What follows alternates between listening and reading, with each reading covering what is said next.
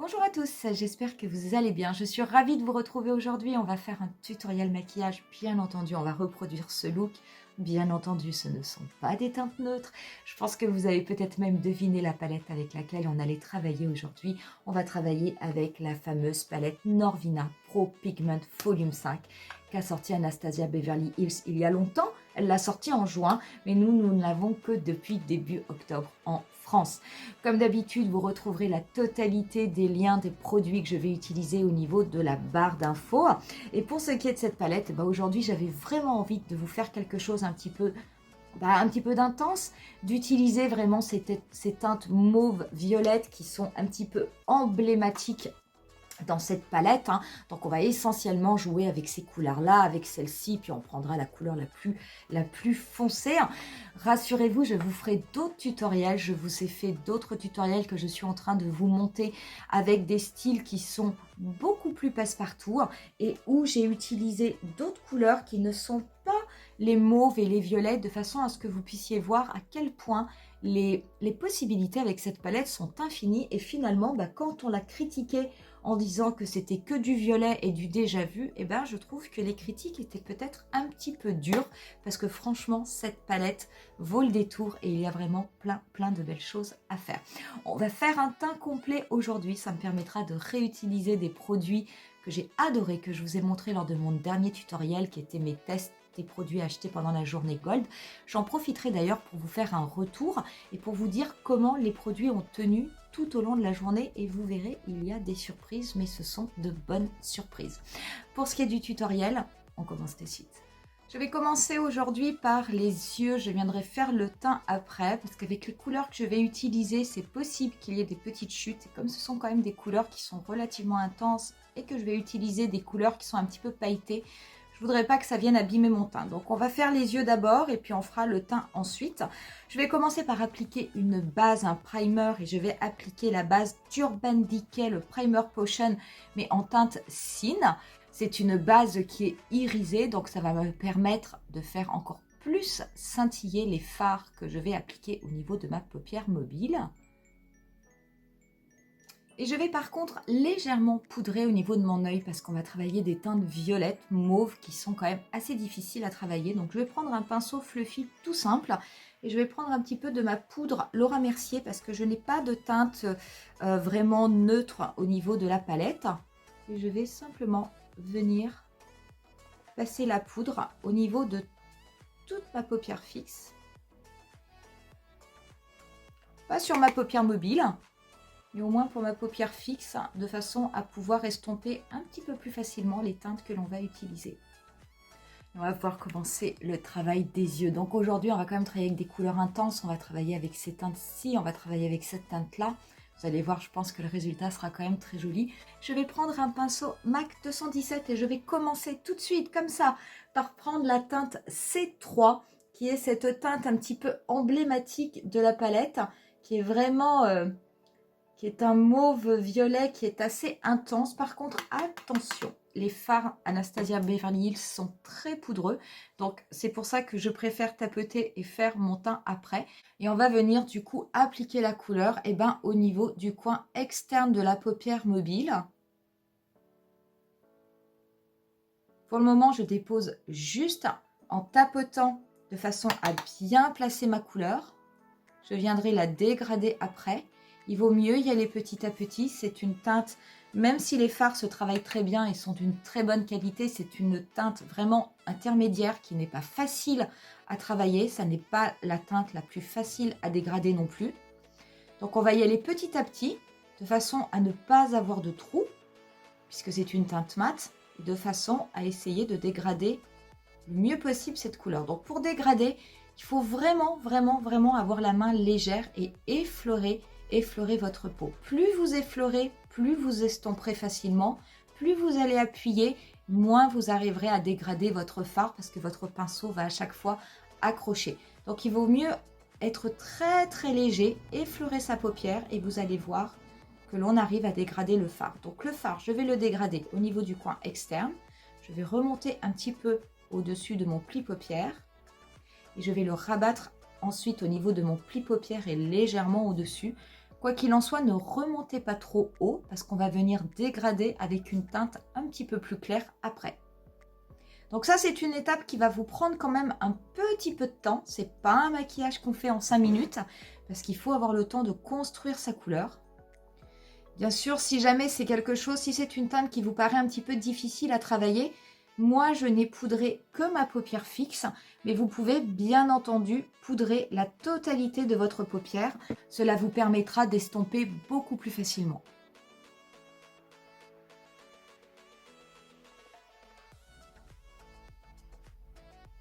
Par contre, je garde mon œil ouvert quand je viens rabattre la couleur au niveau de mon pli paupière, de façon à ce qu'on voit la couleur, mais surtout de façon à ne pas remonter trop haut.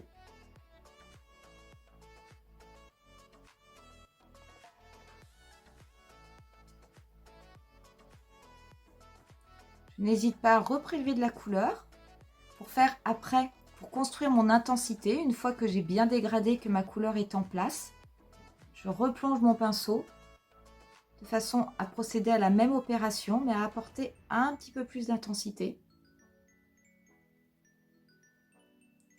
Je dégrade bien au niveau de l'extérieur. Et bien au niveau de mon pli paupière.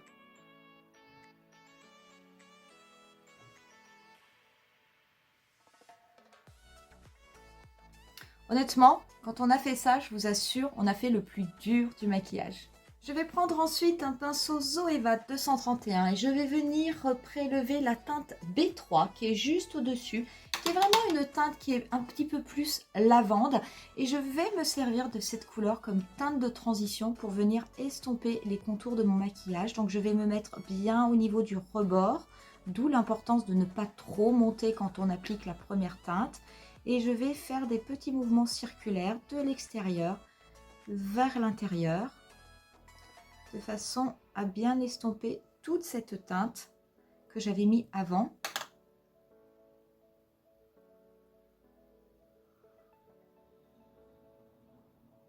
Donc on fait des mouvements de va-et-vient, toujours avec des petits mouvements circulaires, de façon à bien dégrader.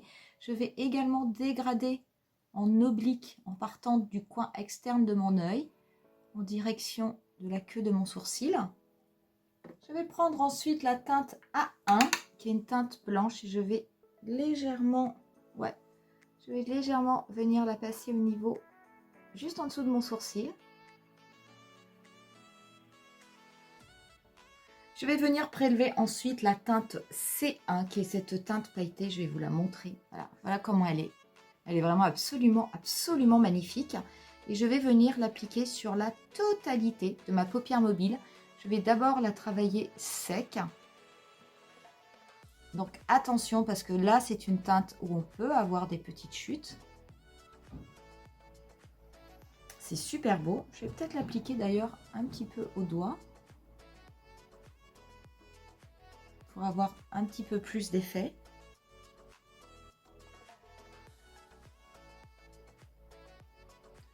Et je viendrai ensuite avec mon pinceau l'estomper de façon à ce qu'elle soit bien en place.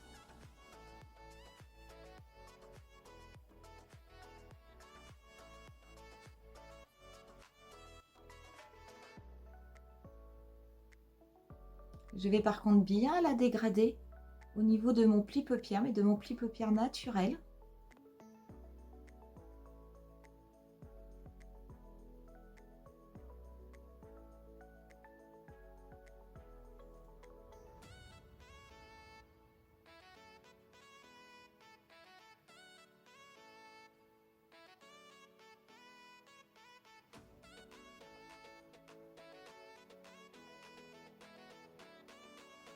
Je vais simplement reprendre un petit peu de teinte C3 avec mon pinceau. Je vais m'en servir pour dégrader un petit peu au niveau de mon pli paupière.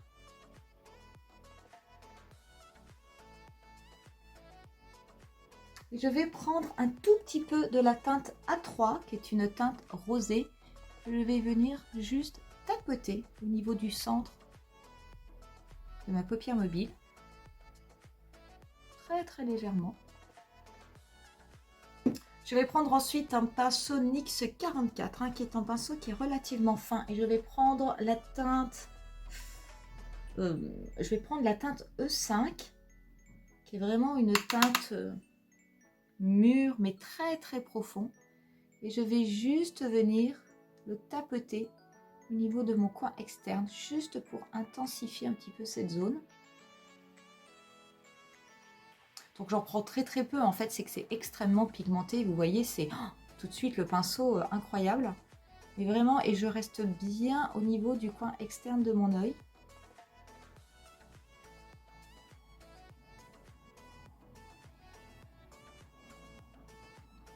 Je la dégrade sur place, hein, donc je fais des tout petits mouvements.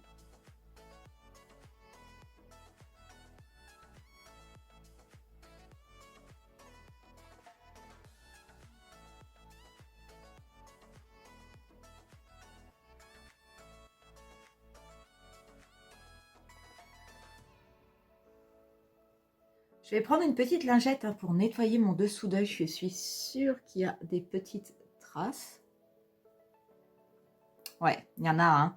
Donc c'est pour ça que je voulais pas faire mon teint en premier. Et on va pouvoir venir faire le teint et je viendrai finir le ras de cils ensuite. Pour ce qui est du teint, je vais appliquer ma base Prime and Poreless de chez Too Faced. Cette base lissante, hein, que j'adore.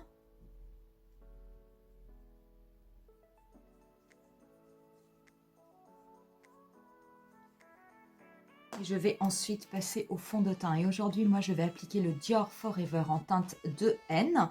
Je vais venir l'appliquer avec mon pinceau 06 de chez Sephora, qui est un pinceau que vous voyez utiliser, mais vraiment très, très régulièrement pour mon fond de teint.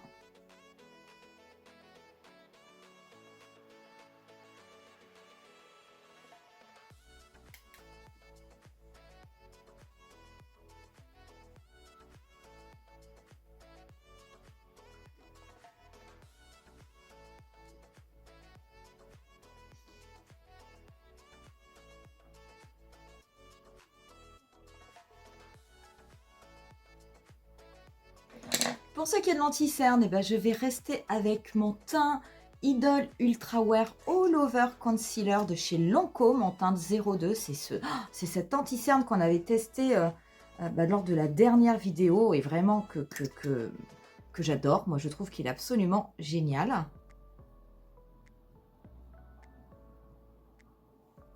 Et pareil, hein, je vais venir le travailler avec mon pinceau anti-cerne, le Airbrush 57 de chez Sephora. Je vais par contre faire attention parce que comme du coup, j'ai déjà fait les yeux.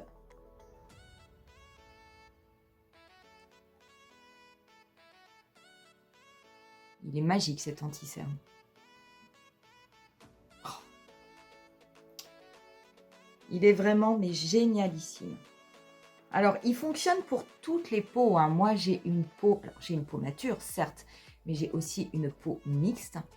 Et je vous assure que pour les peaux matures, je trouve qu'il est absolument génial. La dernière fois, quand je l'ai utilisé, quand je me suis démaquillée le soir, je n'avais mais quasiment pas, vraiment quasiment pas, de produits qui avaient filé au niveau des rides. C'était vraiment, il fallait que je me rapproche du miroir pour le voir. Je peux vous assurer que c'est absolument génial, quoi. Je veux dire, je n'avais absolument pas mon dessous d'œil de marqué, en tout cas pas marqué de façon anormale, et il n'était pas non plus marqué d'une façon qui ne paraissait pas naturelle, pas du tout.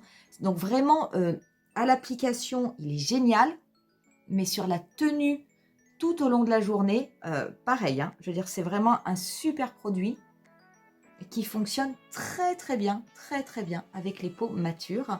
D'ailleurs, je vous rappelle, le mien, il est en teinte 2. Voilà ce que ça donne. Avec l'anti-cerne, je peux vous assurer tout de suite, incroyable. On a l'impression qu'on a les yeux, qu'on a le regard reposé. C'est vraiment très très beau. Pour ce qui est de la poudre, je vais rester avec ma sublime poudre Prisme Libre de chez Givenchy, la numéro 3. Je vais l'appliquer pareil avec la houppette, donc je vais la retourner et je vais venir poudrer comme ça la totalité de mon visage. Et d'ailleurs, j'avais poudré mon dessous d'œil avec cette poudre. Ça ne m'a absolument pas marqué les petites rides, rien du tout. Non, vraiment, c'était l'anti-cerne au top. Et la poudre, au top aussi. Et très franchement, on a l'impression qu'il n'y a pas grand-chose sur la houppette à chaque fois, mais ça suffit pour matifier le teint, pour le lisser. Dire le résultat, vous le voyez tout de suite hein, sur votre peau. Hein. Et là, nickel. J'ai fait mes sourcils hors caméra avec mes produits habituels, mon Plus Size My Brow de chez Benefit et mon Clear Brow Gel d'Anastasia Beverly Hills pour les fixer. Et je vais venir prendre un crayon noir. Donc moi, c'est le Fruit Explosion de chez Kiko, mais n'importe quel crayon noir fera l'affaire. Et je vais venir le passer sur ma muqueuse supérieure de façon à apporter un petit peu d'intensité au maquillage. Vous pouvez, hein, bien entendu, si vous préférez faire également un trait de liner. Moi, je ne vais pas le faire. Et par contre, voilà, je vais bien noircir la muqueuse. Et avant de passer au mascara, eh ben, on va pouvoir venir s'occuper du ras de cils inférieur. Pour le ras de cils inférieur, je vais prendre un pinceau 230 de chez Zoeva et je vais venir prélever la teinte C3, qui est la teinte que l'on avait appliquée en tout début de tutoriel. Et je vais venir la dégrader sur la totalité de mon ras de cils inférieur en faisant bien attention à bien connecter au niveau du coin externe avec la partie du maquillage que j'ai fait en haut.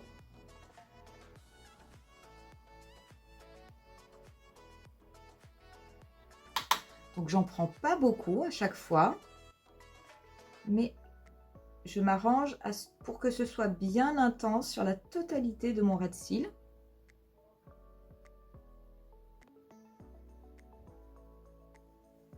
Je vais prendre ensuite un pinceau encore plus précis. Et moi, celui-ci, c'en est un que j'ai acheté récemment. C'est le pinceau 42 de chez NYX.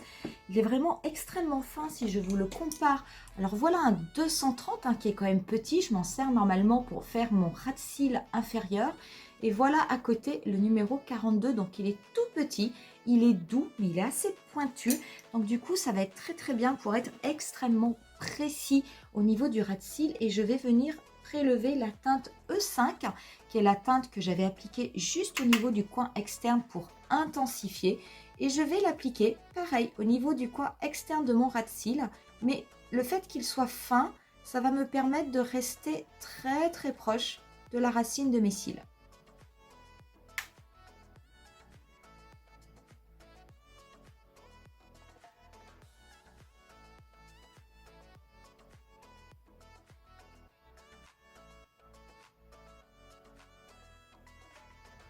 Je vais maintenant pouvoir passer au mascara. Et le mascara aujourd'hui, je vais me servir du Monsieur Big de chez Lancôme, qui est ce mascara volumateur que j'adore. Et que je vais passer, et du coup, au niveau de mes cils, bien entendu, je vais en mettre en haut et en bas.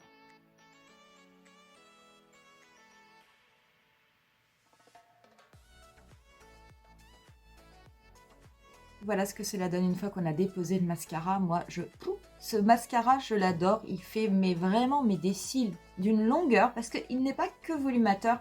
Il apporte vraiment du volume, mais je vous assure qu'il apporte aussi de la longueur aux cils. Et moi, je trouve vraiment que le résultat est absolument spectaculaire. Et on va venir finir le teint. Et du coup, pour le bronzer, je vais me servir de ma fameuse palette Nude Gasm de chez Charlotte Tilbury. Je vais très très peu... je ne vais pas en prendre beaucoup, je vais plutôt rester avec la teinte claire parce que je veux vraiment quelque chose de très très léger. Et je pense que ça suffira.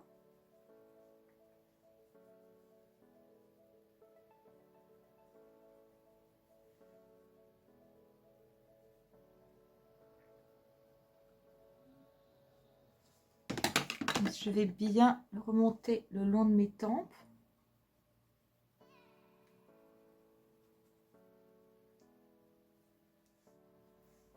C'est vraiment une très belle couleur, très très belle. Même j'aime beaucoup la teinte foncée de la palette, mais la claire, elle est... La déposer simplement en bronzer, ça fonctionne aussi extrêmement bien. Tout dépend de ce que l'on veut. Tout dépend du rendu, de l'effet qu'on veut avoir sur le visage. Je vais remettre un petit peu au niveau du nez.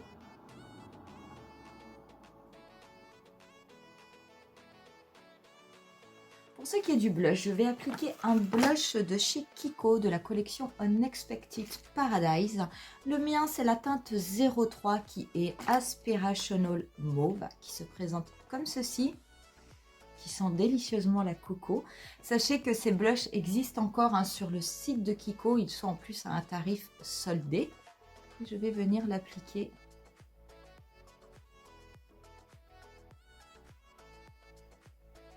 Je viendrai un petit peu l'estomper après.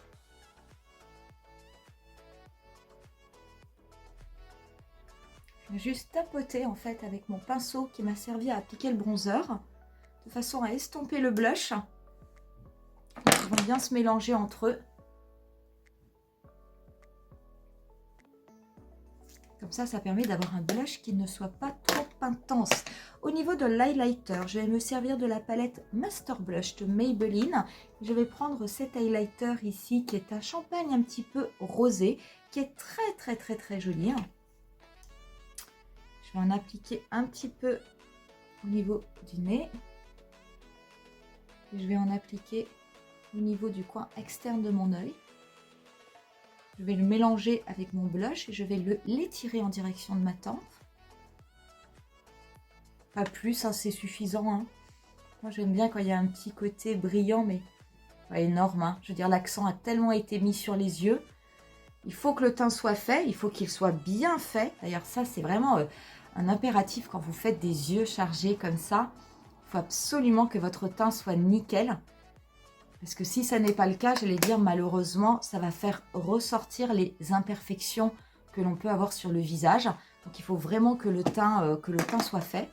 Et on va passer aux lèvres. Alors, on pourrait même presque rester comme ça, hein, parce que les yeux sont quand même très maquillés, donc ils se suffisent à eux-mêmes. Mais j'avais envie aujourd'hui d'essayer le duo, je vais y arriver. Le duo lèvres mini mauve de chez Rare Beauty que je vous avais présenté lors de mon haul journée gold. Je pense que je vais simplement mettre le gloss. Je pense pas que je vais mettre le rouge à lèvres. Ah ouais, ce sera suffisant. Et puis ça sera très joli. Hein. Donc en fait, c'est un baume, hein. Ça fait pas tellement gloss.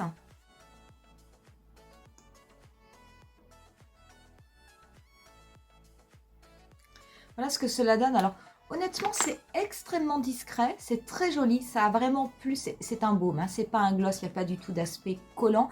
Mais on sent tout de suite comme une hydratation au niveau des lèvres. Moi, j'aime beaucoup. Et puis, avec des yeux chargés comme ça, je trouve que c'est vraiment l'idéal. On va mettre un petit peu de fixateur. Pour terminer ce maquillage, je vais me servir du Hydro Grip Set de chez Milk. Et on en aura terminé avec ce look. Alors, quoi vous dire? Bah oui, en effet, hein, on ne peut pas dire que ce soit léger, mais moi, je trouve ça très joli. Bon, ce sont des couleurs que j'aime énormément, ce sont des couleurs que j'aime beaucoup travailler, que je ne travaille pas très souvent.